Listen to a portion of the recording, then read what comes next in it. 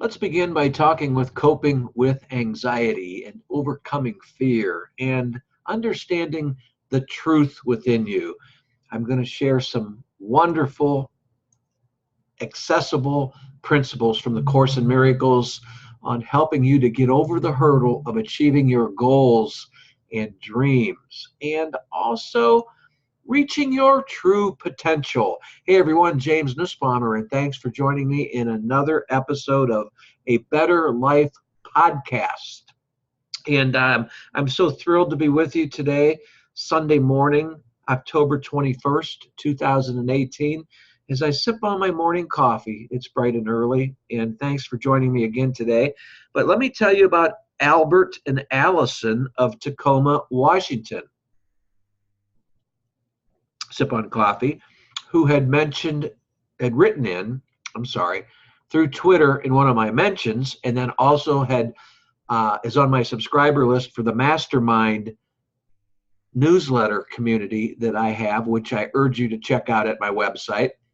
But they had messaged in and wanted to know more about, explain a little more about how you profess to like mindfulness meditation for helping you to overcome the anxieties that we all face in life every day, and when we're facing all those life adversities. So Albert and Allison, that is a great ring to your name as a husband and wife, a nice couple of Tacoma, Washington. Albert and Allison, it's got a nice ring to that, doesn't it?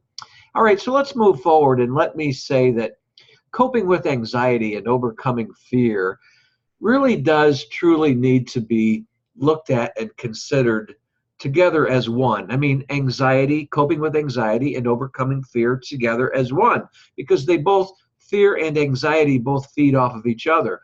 No one wants to live with anxiety where fear becomes its elusive partner or its elusive friend. Anxiety and fear like to be friends with each other, but they hate each other. Anxiety and fear have that love-hate relationship towards each other. And when the two of them are battling against each other in your mind and loving each other one minute and hating each other the next minute in your mind, they just make your life miserable. And that's part of the ego-based mind. Have you ever had a love-hate relationship before? In the love relationship, where you thought it was a love relationship? Then again, it might have been a hate relationship as well. I think we've all been there. So look at fear and anxiety in your mind as being those two culprits who are trying to be a loving couple, but just can't because they're filled with love and hate towards each other. Okay, enough of that. So if you're beginning to feel even just a little bit as though coping with anxiety and overcoming fear are becoming a barrier for you or a roadblock for maintaining any kind of stability in your physical life and your emotional life, it's absolutely time that you begin to start taking action. And that's why you need to continue to listen wholeheartedly at this podcast. By the way, keep in mind as you're listening to me that if you're at YouTube listening to this, in the description area down below is an access link to the wonderful free ebook that I'm constantly urging people to access. It's about maximizing your potential. If you're at YouTube, the link down below is called Bring My Dreams to Reality. It's an ebook you can download right into your inbox, and a video comes with it. If you're at my website listening to this at one of my blogs, you will see an image of a woman with a headphone on, and the caption below the image will say, "More here on maximizing your potential." Click on that and you'll be able to download that free ebook on how to overcome, how to reverse the power of your anxieties and fears and turn that into positive results for the life that you truly want. So which do you truly want? Do you want anxiety, or do you want fear, or do you want none of them? Do you want to throw them out altogether? I sure do. So let's move on and say that when the two are brought together, whatever is not real will merely fade away. So maybe kind of in your mind, and that's why I'm leading up to here, Albert and Allison, about why I like mindfulness meditation.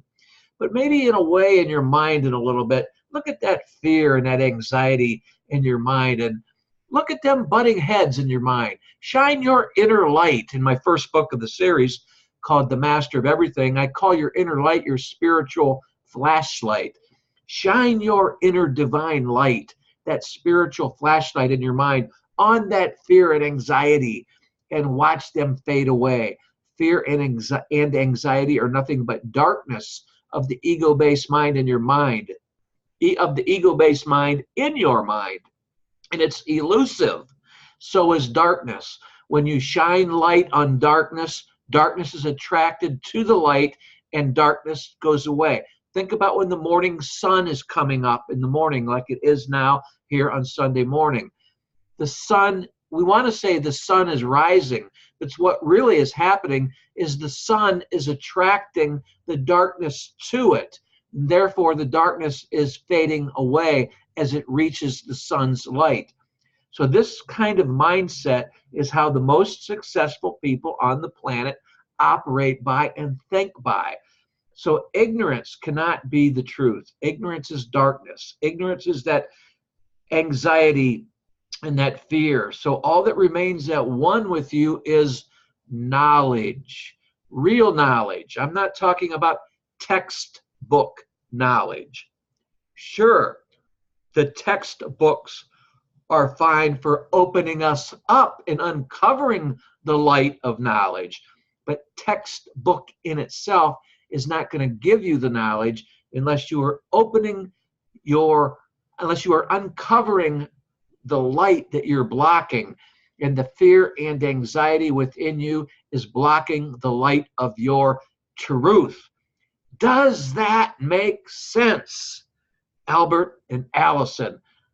Now, I'm not finished with you yet because I still haven't answered your question, so bear with me on how mindfulness meditation helps us cut through all this. So what I want to say is, to learn that the truth within you is the light within you, nothing attached to darkness.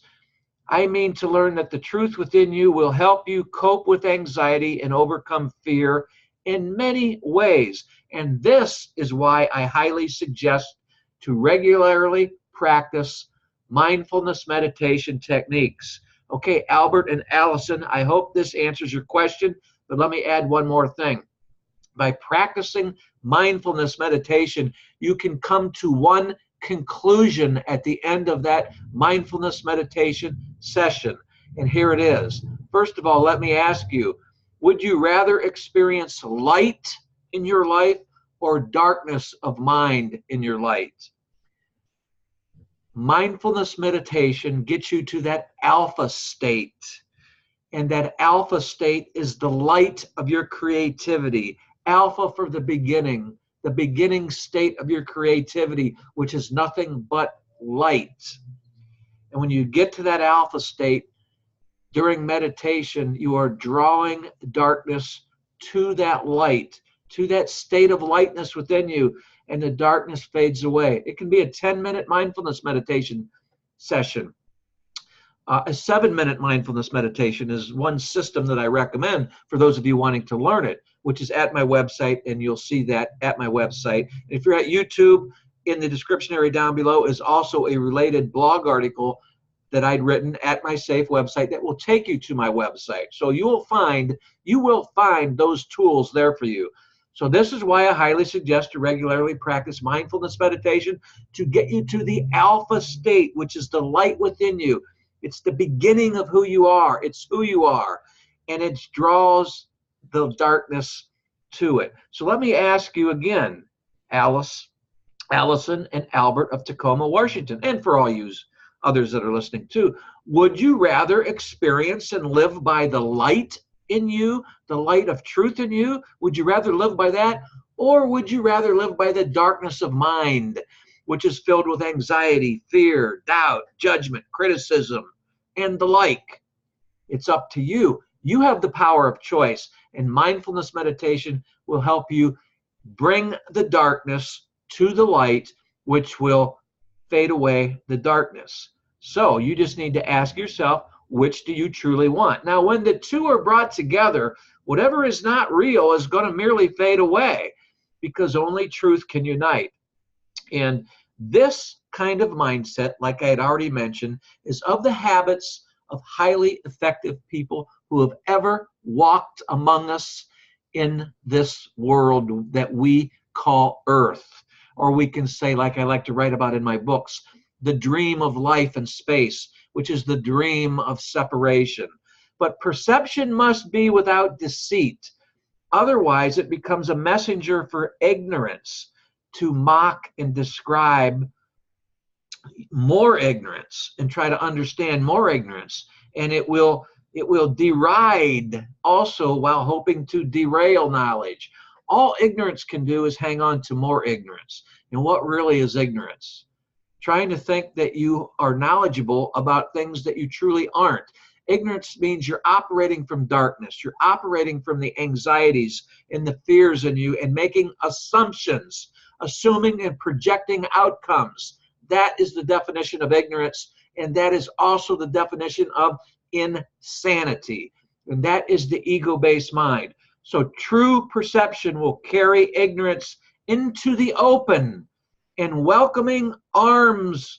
It will bring ignorance into the open of the light in welcoming arms of knowledge, where the search for the truth ends. There's no more search for the truth, because darkness, as it comes to the light and fades away, is finding truth. You can look at it this way: the falsities in your life, the untruths in your belief systems or whatever it is, when you allow that to be drawn to the truth of what you really feel inside of you, not what you believe, the truth of what you are, which is light. When you bring all else in the form of anxiety, fear, doubt, judgment, criticism, when you allow that to draw towards the light, it fades away. And thus, what's happening is you are coping with anxiety by overcoming fear and doubt. And then, wonderfully, what's happening is you are maximizing and reaching your true and full potential while in this world. Whoa, was that a mouthful? I better take another sip of coffee here if you don't mind. But I just love these morning sessions because it really gets me cranked up, because I love what I write about. Now, let me share you a wonderful spiritual, metaphysical principle from the Course in Miracles that will sum up what I have just described to you. A Course in Miracles states, the blind become accustomed to their world by their adjustment to it. Now think about that. The blind become accustomed to their world by their adjustment to it. So, what I'm trying to say, of course, I'm not picking on the blind, and neither is A Course in Miracles. That's an analogy about living in darkness.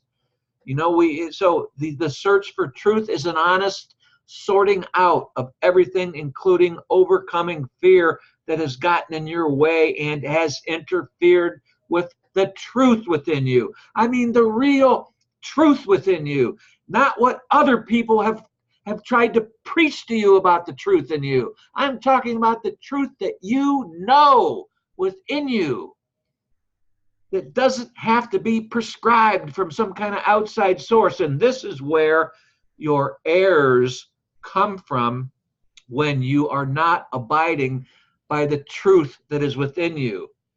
This is where your errors come from, and is why they can be so instantly undone by the Holy Spirit.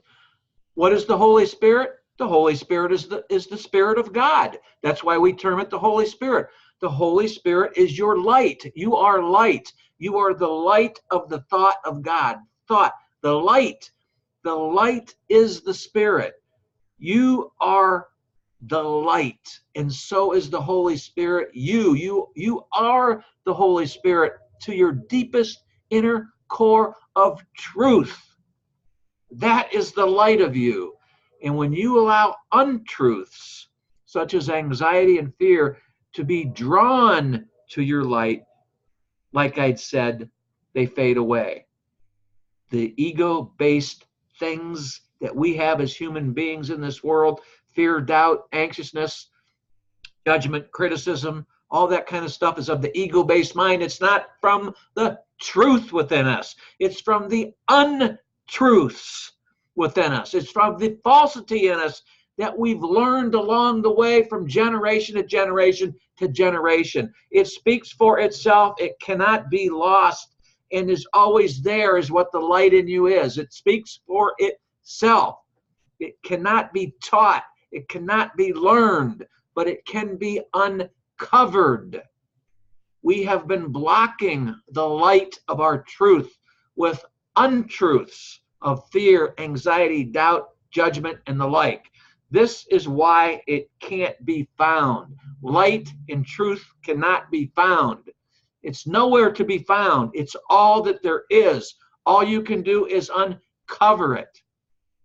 Your search for it is not a search for the truth, but it is about seeking for the means to accept what is already in you.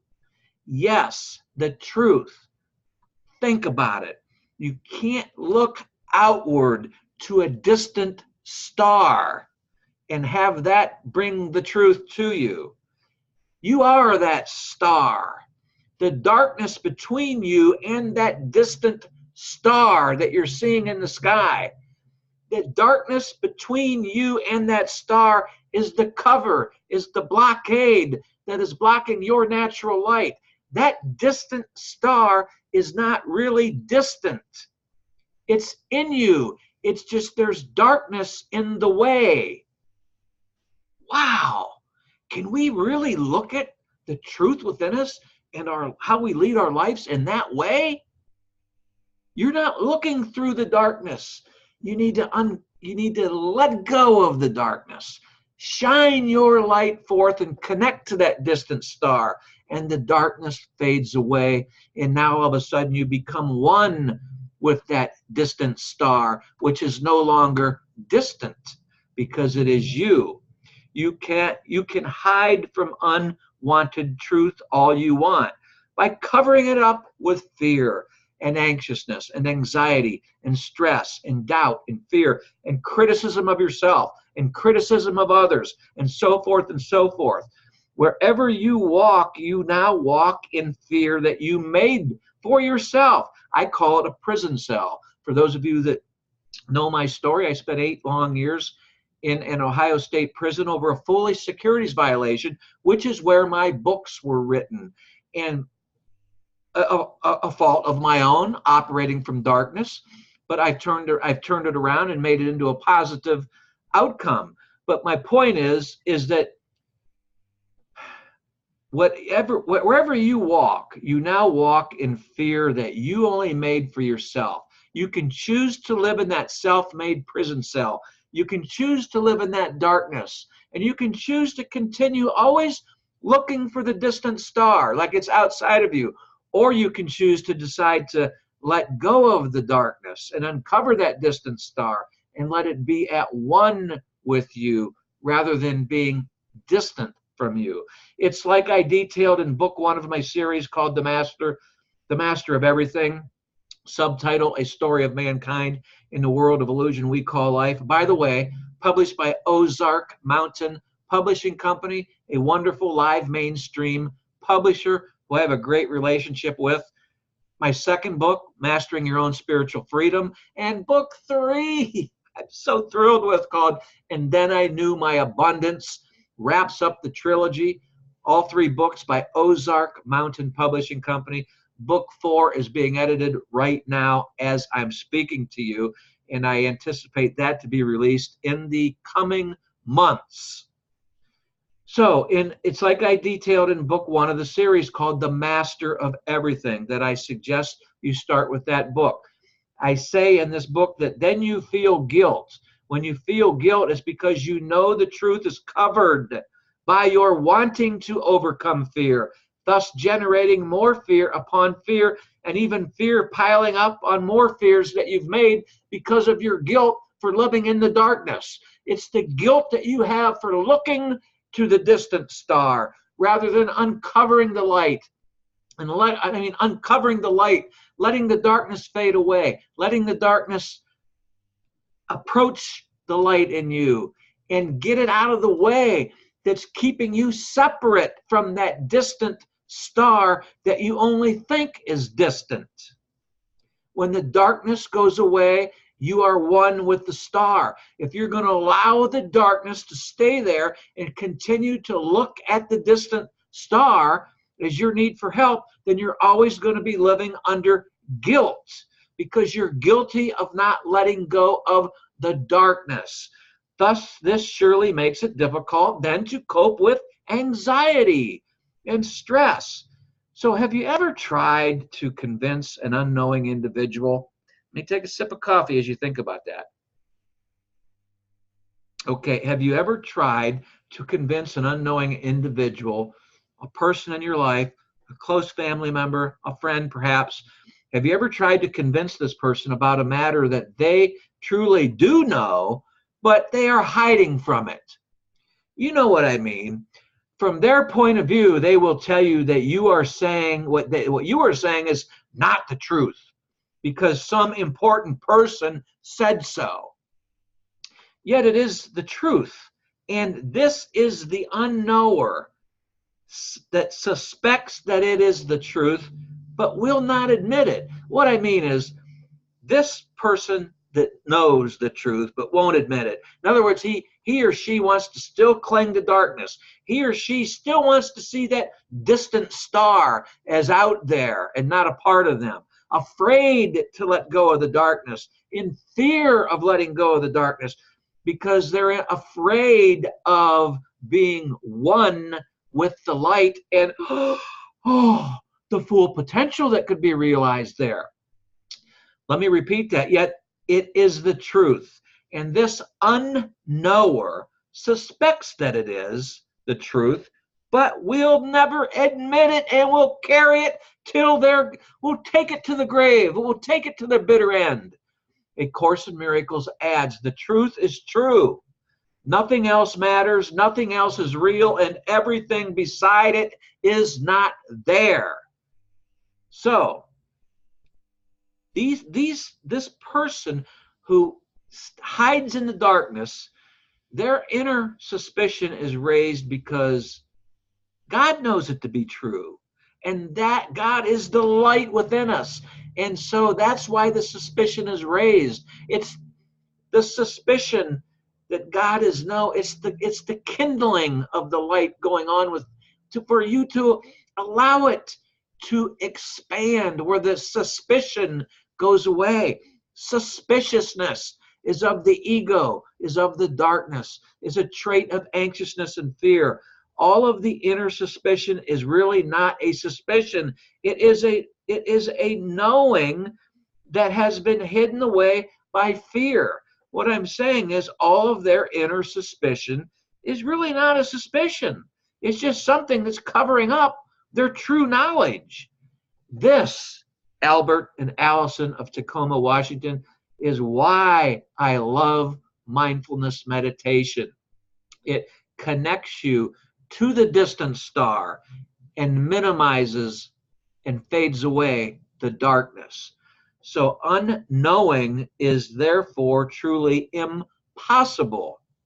You are nothing but real and true knowledge. It was never a point of view or certainty at all, but merely a belief in something that doesn't exist. Now, what I mean by that is speaking the truth to uncertainty does not make the uncertain thoughts more real. In fact, these uncertain thoughts only will vanish once certainty stares them in the face. So my point is, any thoughts of uncertainty that you have will vanish once the certainty in you stares that uncertainty dead in the face, but without judgment. Allow it to just dissipate like nasty black cloud cover blocking the sun. The emphasis for coping with anxiety and overcoming fear needs to be on bringing what is undesirable to you out in the open to face what is more desirable for you. In other words, once you truly see what you do want, you will leave behind what you do not want, as in never looking backward, we can say. So, as I discussed in book 2 of the series, Mastering Your Own Spiritual Freedom, what is past is now gone forever. So, by placing your thoughts on what you truly want, as I sip on another cup of morning coffee, by placing your thoughts on what you truly want rather than on your past errors, you will automatically cast out illusions and begin coping with anxiety by overcoming fear. I like mindfulness meditation because it connects me to the light by ridding the darkness, and that allows me to automatically cast out illusions, cast out the illusion of darkness in my mind. Yes, and you will have a slight smile on your face while watching the illusion of it all fade away into the nothingness that it has always been. Please support my work as I get ready to close here. I hope you enjoyed today, and I invite you to subscribe to my Everyday Miracles, the free version of my newsletter, which is free, which will ultimately lead you to the subscription-only version of my mastermind community. And in that mastermind community, it's where we together, I the author, you the reader, you the listener, we bring our mind together for self-success and for a better world. Many people just want to start off with the Everyday Miracles newsletter. You can find that at my website at jamesnussbaumer.com. If you're at YouTube, you've got access to my website there. If you're already at my website, there's plenty of opportunity everywhere. You'll see newsletter, and if you get lost, always in the footer down below is a newsletter icon for you to click on to join there. Please follow me on Twitter. Please follow me on Facebook, and please subscribe to my YouTube channel. I would love to have you as a subscriber. But in our mastermind community, readers will find an easy to follow path to healing of the separated mind, to healing of the darkness, while reaching illumination and leading us to success in life and finding in our heart the true free will, the purpose and passion that has been sitting there waiting for us. And I call that mastery accomplished. As always, I hope that you'll have my books in your home or in your office.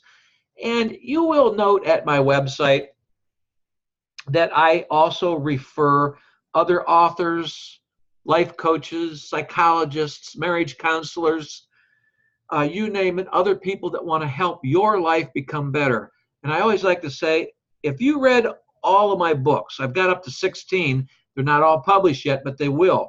Right now, up to book 3. Like I said, book 4 is in the editing.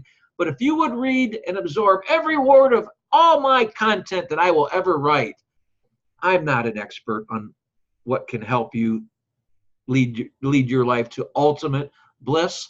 I write from my heart, and that right there helps others.